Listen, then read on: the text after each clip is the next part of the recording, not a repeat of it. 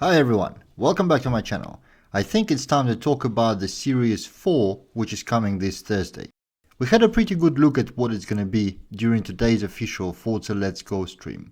And I obviously don't want to just repeat what was already said during the stream. Instead, I want to point out some details that some people might have missed. And the first thing to notice is that the amount of points required to get rewards for both series and individual seasons is much smaller than it was before. And while for many people it's going to be a really welcome change because they're going to need to grind a little bit less, it's not just a reduction of requirements, it comes with a little bit of a cost. As the host is scrolling through screens, you may notice that PR stunts have disappeared from the seasonal playlist. Now, they mentioned that they wanted to concentrate on racing, so seasonal championships are the thing for Series 4, and PR stunts will return in Series 5. This means there are less events to complete for points in each season. However, no need to get upset. Playground Games clearly tried to make obtaining the rewards easier than ever in this series. First of all exclusive cars from this series are the first reward, worth only 25 points. The second, more expensive reward is a hard to find or valuable car, and same goes for the series rewards. Both cars in the total series attainment are available from wheel spins or accolades or auto show. So if all you're looking for is obtaining exclusive cars, it becomes really easy and requires less effort than before. And if all you're looking for is completion of the series with every point possible, there's less stuff to do, so you can do it faster with less of a grind. To give you an example, with the exclusive car worth 25 points, here is how you can do it.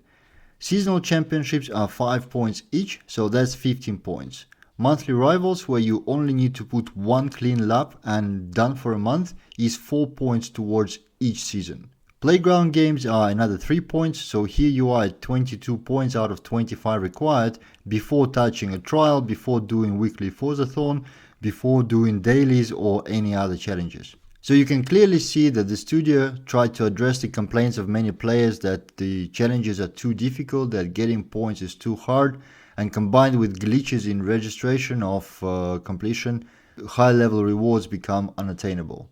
You can also see that they tried to remove the requirement to complete any multiplayer tasks to obtain exclusive cars, which was another complaint from people who don't have Xbox Live Gold or Game Pass Ultimate. I don't know if that means that the championships themselves will become a bit more difficult, but I really doubt so.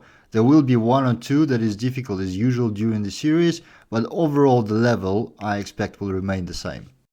Another notable change is that all rewards for challenges in this series are cars. There are no car horns, there are no wheel spins, there are no clothing items, only cars. Which was another complaint by many players, like, I don't want to do this challenge just to get these nice fancy socks. However, I expect that not everybody is going to be happy because, oh, I have this car already, I don't want to do it. So you can't really make everybody happy, but at least they try, and they clearly listen. Overall, I feel the changes to festival playlist are positive, though there will always be unhappy people who will complain about it. However, with good news there also are some bad news. I know a lot of people have hoped for compensation for glitched achievements from previous series. Now it's been confirmed that it's coming, but not just yet. It will probably arrive with next series, so another month of waiting for your min-max achievement if you hope to get it now. Now, back to the good news. Together with Series 4 comes an ability to edit your route in Event Labs, and that's huge. If you ever try to build anything, a little custom track, a big attraction, or your own story in Forza Horizon 5, you know the feeling when you create a little bit of a mistake, or just forget a tiny item, or just want to add something in, and it's impossible. You just need to redo everything from scratch, and that's terribly frustrating. Now these times are gone, and the ability to edit your own blueprint is there, or will be there this Thursday. Lastly, I will not be reviewing the new cars or the World Cup global event because I'm sure there's like a dozen YouTube videos popping up with that stuff right now.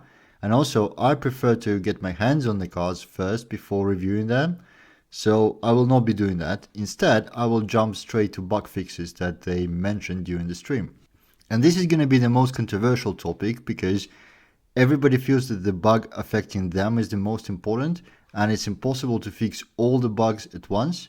They already mentioned during the stream that there is a bunch of bugs that they fixed internally and they are going through the testing for release with Series 5. So not everything is going to be included in Series 4, so there's going to be a lot of unhappy people.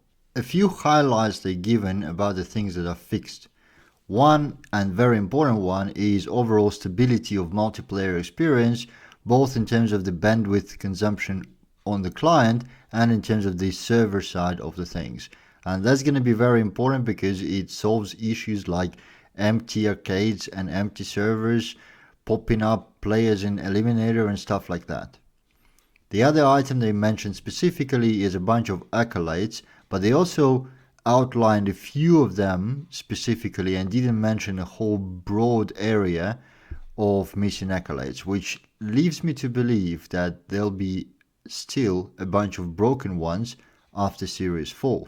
They also mentioned fixing the registration or missing registration of seasonal championships in festival playlist, which is definitely a very welcome change. And something I personally never experienced before, that when you get disconnected, your skill chain is not going to be broken anymore, but I've never seen that in Wild personally. But what's interesting to me is things they didn't mention.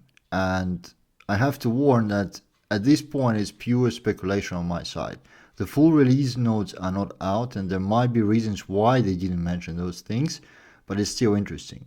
For example, Eliminator lag that PC players are experiencing, and it's really bad, has not been mentioned. They also didn't mention anything about glitched leaderboards full of cheated times, but I do expect that to take a bit longer than this week. There was also no mention of disappearing traffic both in free roam and street races, which a lot of people are experiencing. And so on and so on and so on. I can go through known issues list for quite a while, listing things that are there and have not been mentioned.